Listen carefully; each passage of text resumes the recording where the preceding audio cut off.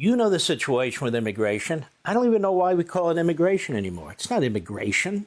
Like we have some kind of managed system for people to emigrate to the United States, and we politely call them immigrants or people without documents and so forth.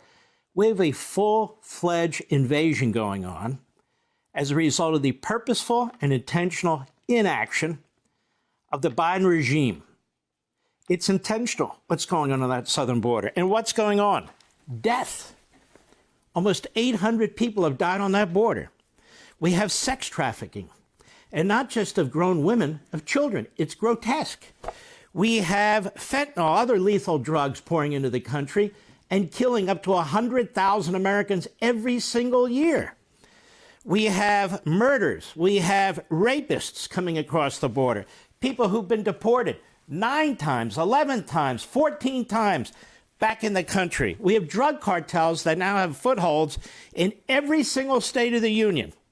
Now, this is unsustainable. I understand that some Democrat mayors are now upset. Some Democrat governors are now upset. Where the hell have they been? You look at these border states. What's going on? Well, they've turned Arizona blue. They've turned Nevada blue. They've turned New Mexico blue. Some of these were at least competitive states. They're turning Georgia blue. They've turned Virginia purple towards blue. And their main goal is to take out Texas. Because as I've said before, once Texas goes blue, the nation goes blue, and there's no turning back, either under the popular vote or the Electoral College. This Democrat Party is all about power. It could care less about the inhumanity that's going on that border. Kamala Harris doesn't give a damn. This is partly her assignment. Well, look at her assignment. And then we have to hear from these Democrats like Gavin Newsom, one of the worst governors in the history of any state, tell us that she's qualified. She's been there. Nancy Pelosi, she's qualified, Kamala Harris. And if you dare to question her, ooh, you're either a misogynist or a racist. Well, of course, that's the fallback position, if not the frontal position. In his 412-year career in Washington, D.C., Joe Biden's been to the border once. And even then, he saw Potemkin Village. They cleaned out the streets. They cleaned out the cages and the detention centers. And you shuffle around, and he's wondering what the problem is. They keep certain Border Patrol away from him so they can't complain to him. And that's that. Then we have a cabinet secretary, this Mayorkas, who tells us the border's secure. Have you ever seen anybody tell a bigger lie in your life? While he oversees and he knows exactly what's taking place on that border. And so this is the Democrat Party. This is not nature doing this. This is the Democrat Party doing this. And then there's another issue front and center, spending. Spending. In the next few days, the debate will be whether the House Republicans shut down the government or not. Where are the Senate Republicans? Matter of fact, in this whole immigration issue and border issue, where are the Senate Republicans? What are they proposing? Are they using their power? They have a lot of power in the Senate. They have the filibuster power. They have the budget power. They can influence and affect all these issues. Where's Mitch McConnell? Is he still with us? And how about the others that surround Mitch McConnell? Where are they? Cornyn, Thune, Barrasso, and the rest of them. Are they just placeholders? The majority of the Republicans in the Senate, they say nothing. They do nothing. And then when they run for office, they don't have any principled position. So what do? They blame us when they can't get a majority. And a majority to do what? Look at the budget situation. What is the position of the Senate Republicans when it comes to spending, debt, and the budget? Their position is to support Schumer. And what is Schumer's position? Remember they cut a deal in May, the Republicans and Biden and the rest? Schumer has gone back on the deal.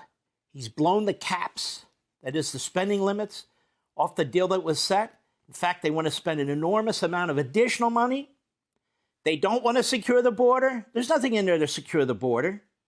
They're undermining the United States military. I could go on and on with their budget priorities. Their budget priorities are to redistribute wealth and to keep pouring trillions of dollars into the fourth branch of government, their bureaucracy, their permanent government. Let me read you something about that out of my new book, The Democrat Party Hates America, and thank you who have acquired your copy or are acquiring your copies. In May 2023, the Government Accountability Office, the GAO, released a report titled The Nation's Fiscal Health, which received almost no attention. It said the federal government faces an unsustainable long-term fiscal future. At the end of fiscal year 2022, debt held by the public was about 97% of gross domestic product. Projections from the Office of Management and Budget and the Department of Treasury, the Congressional Budget Office, and the GAO, they all got together. All show that current fiscal policy is unsustainable over the long term.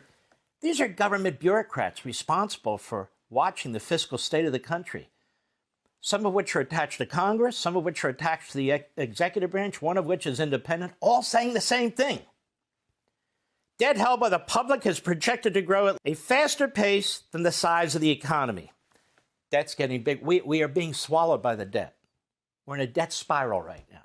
That is the death knell of all nations, just like open borders and the destruction of citizenship and sovereignty. These are the two biggies, the death knell of a nation. The report finds that the fiscal year 2022 federal deficit was among the highest in American history, 2022. This occurred even though revenue growth has been strong and federal COVID-19 relief spending has declined from recent years.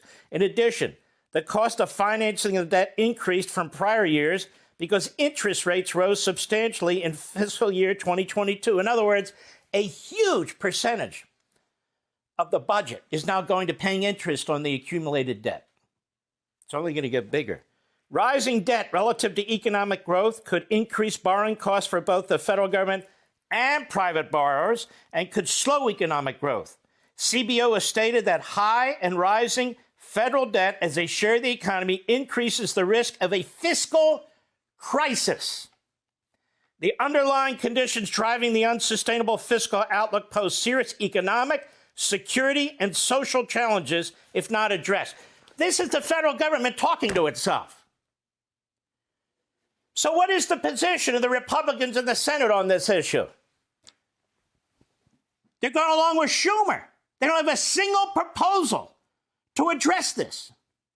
Oh, we need a continuing resolution. To do what? Continuing resolution to do this. Now, what's interesting is that report looks back at 2022. The greatest deficit in American history, they said, in 2022. Well, guess what's happened in 2023? That deficit has doubled to $2 trillion. It's now the biggest deficit in American history this year, on top of the second biggest deficit in American history last year. Want to see more Mark Levin? Go to levintv.com and subscribe now.